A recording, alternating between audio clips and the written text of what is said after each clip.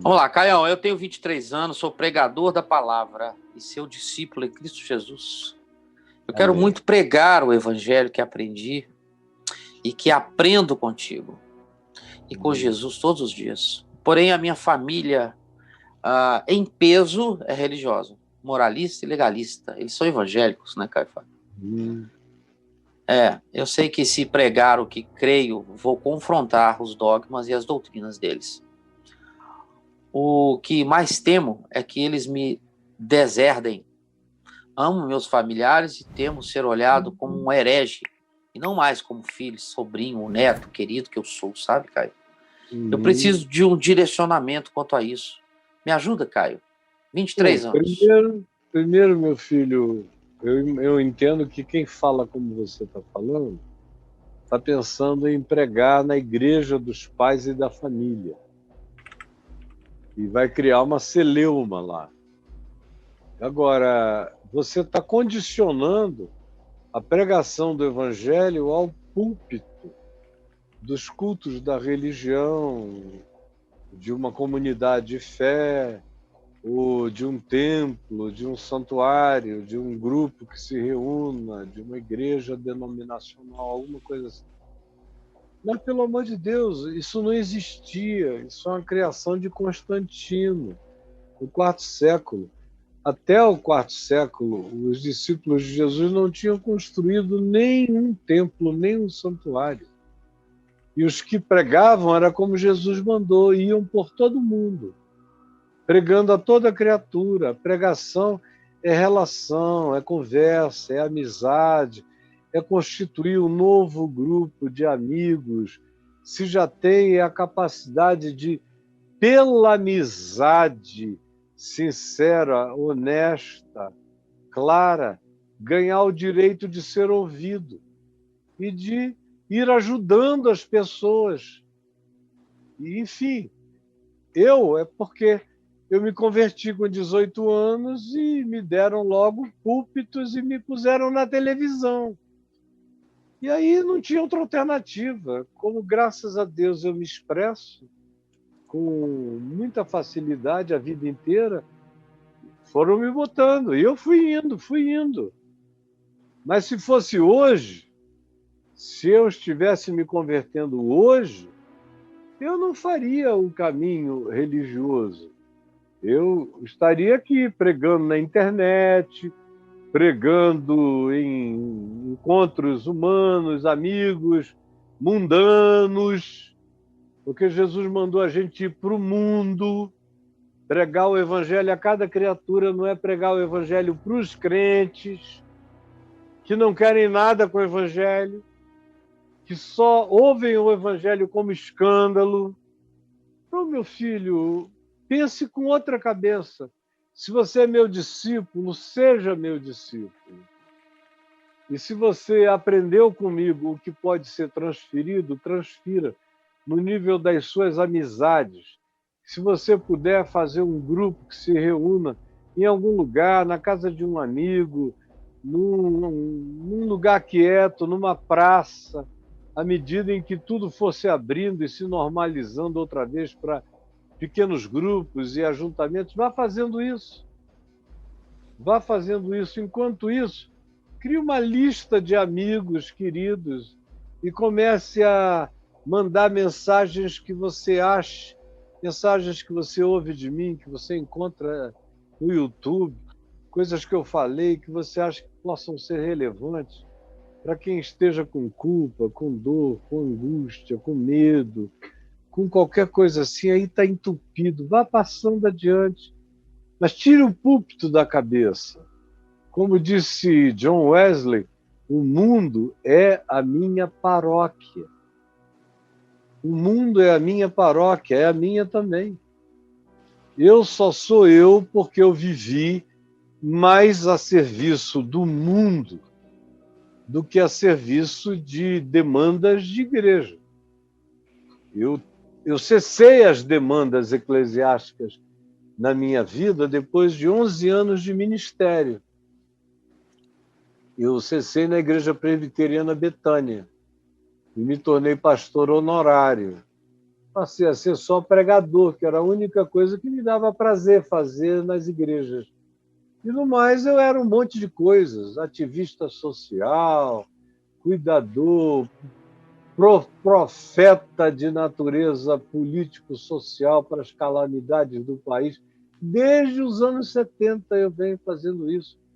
E pregador em presídios, pregador para aqueles que ninguém conseguia pregar, mas que para mim era fácil, que eram os ricos, os inteligentes, os cultos, os acadêmicos, os ateus, os agnósticos.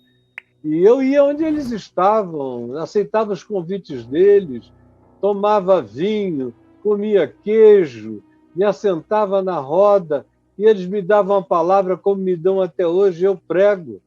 Então, a gente tem que pregar no espaço da relevância, não no espaço da redundância, e nem tampouco sabendo que a sinagoga vai se escandalizar, ir para lá só para isso. Você tem o mundo inteiro. E a família, viva com a família no ambiente familiar, ame e seja amado.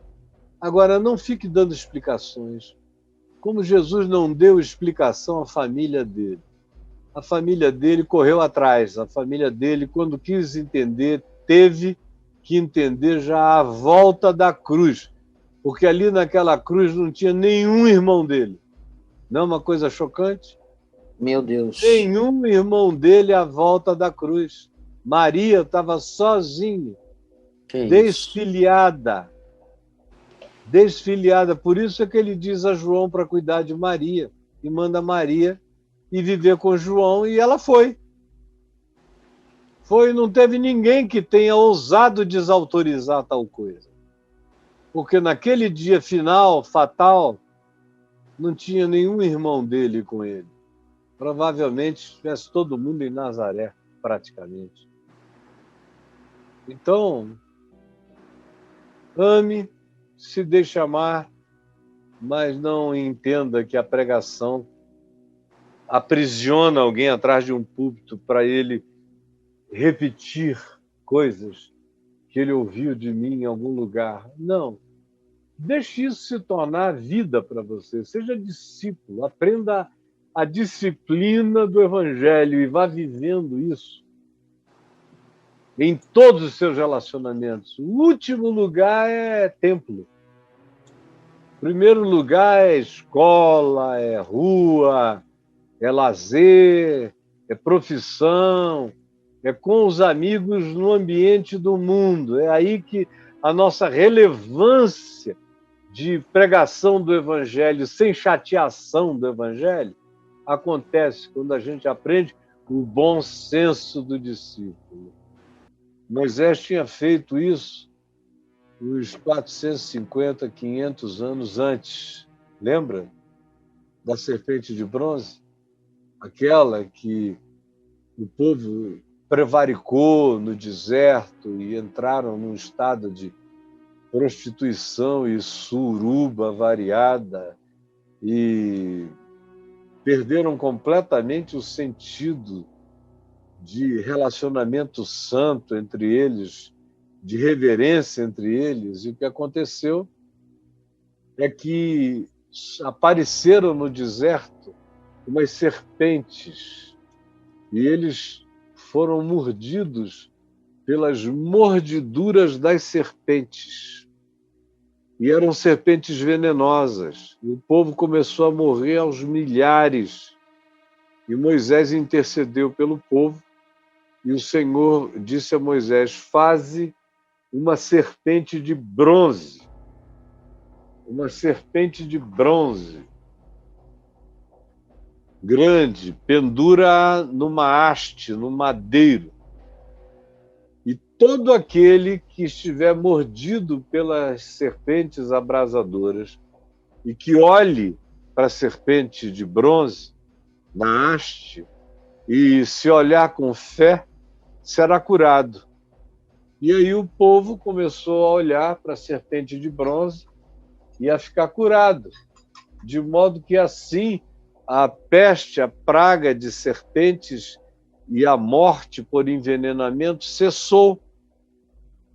E agora, 400, 450, 500 anos depois, já aqui no reinado desses reis de Israel, posteriores a Davi e a Salomão, esses cultos todos foram se instituindo e apareceu o culto à serpente de bronze, que eles passaram a chamar de Neustã, que de fato significa de bronze, Neustã. E vamos adorar Neustã, fazer orações a Neustã, invocações a Neustã, que era a serpente de bronze, o culto a Neustã, o poder de Neustã. Quem toca em Neustã fica curado. Procissões para Neustã, ofertas a Neustã. Os sacerdotes começaram a se organizar em volta desse culto, porque onde tem um culto tem que ter um esquema. Aí começaram a ter todos os faturamentos vinculados à imagem e ao culto de Neustã. E de modo que uma estrutura inteira se montou em volta daquilo ali, e eram pessoas aos milhares e centenas de milhares indo para cultuar a serpente de bronze que Moisés fizera. E nesse caso, parecia ser uma idolatria abençoada pela lei, abençoada por Moisés. Era um fetiche que eles consideravam com permissão para se manifestar, porque fora feito por Moisés. Se foi Moisés que fez e não um sacerdote pagão de uma outra religião, estava tudo bem. Se na história de Israel aquilo um dia teve ou tivesse tido um papel importante, significativo, eles imaginavam que aquilo já estava validado pelo fato de que no passado fora uma palavra de Deus, uma promessa de Deus que se cumpriu e curou milhares de pessoas. Então, porque um dia aquilo tinha tido seu significado, seu uso e sua serventia, eles estavam agora em estado crônico de adoração idolátrica daquela criação de Moisés, dos especialistas em escultura que Moisés determinou que fizessem aquela serpente, semelhante às serpentes abrasadoras que estavam mordendo o povo no deserto durante a caminhada. E como fora Moisés que fizera, então a gente tem que cultuar para sempre. É como se alguma coisa tivesse sido feita por Pedro. Foi Pedro que fez um dia, então tem que valer para sempre. Pedro fez essa estátua aqui, ó. É da Amy Winehouse. Aqui, a estátua da Amy Winehouse. É da Bruna, minha filha, mas está aqui no meu escritório. Amy Winehouse, olha aqui. Aí, Pedro podia ter feito, Paulo poderia ter feito, e poderiam ter surgido pessoas com esse tipo de fé supersticiosa e dizerem, olha, foi Paulo que fez. Então a gente vem aqui fazer orações porque tem uma conexão de Paulo, tem energia de Paulo, e nós vamos fazer as nossas orações a M, que Paulo fez, que Pedro fez.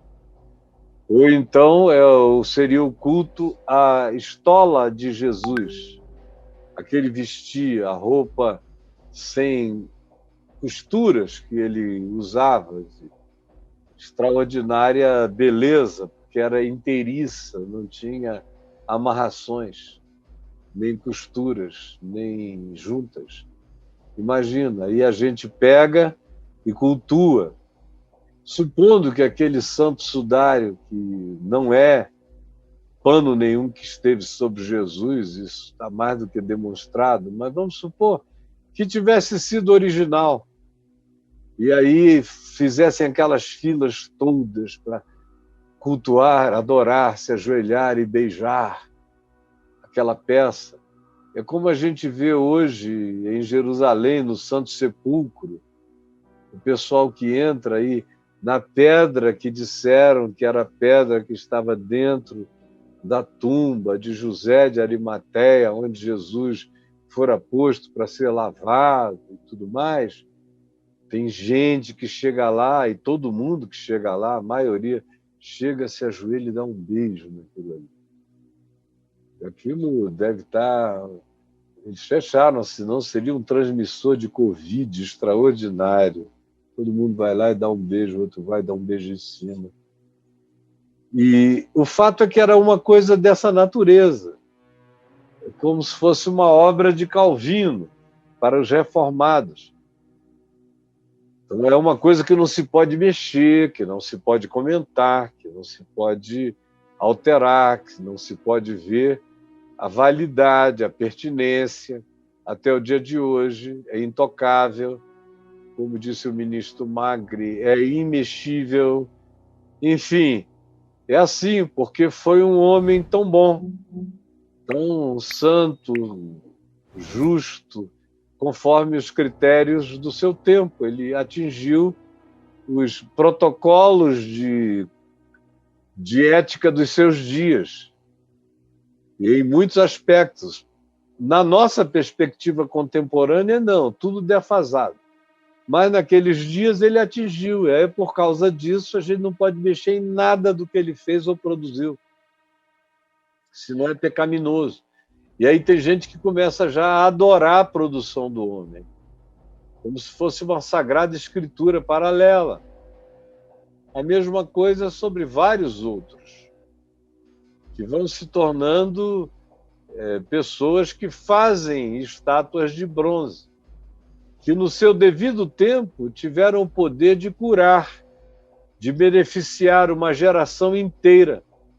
Mas quando a gente começa a cultuar coisas que abençoaram uma geração e as transformamos em amuletos de bênçãos, que a gente os torna agora perenes para serem objeto de devoção, de veneração, a gente os sacraliza, a gente os declara sagrados, a gente os canoniza e a gente os adora. Eles, no seu tempo e na sua hora, tiveram essa virtude, mas, semelhantemente à estátua de bronze, agora sendo adorados, há anos e anos depois, se transformaram em algo danoso, espiritualmente corruptor. Tão corruptor quanto aquilo, em razão do que Moisés criou a estátua de bronze para que o povo fosse salvo pela fé. Mas agora, transformada a fé em crença, preste atenção. No início, Moisés levantou para que quem olhasse com fé fosse curado do seu mal imediato. Agora, aquilo tinha se transformado em crença.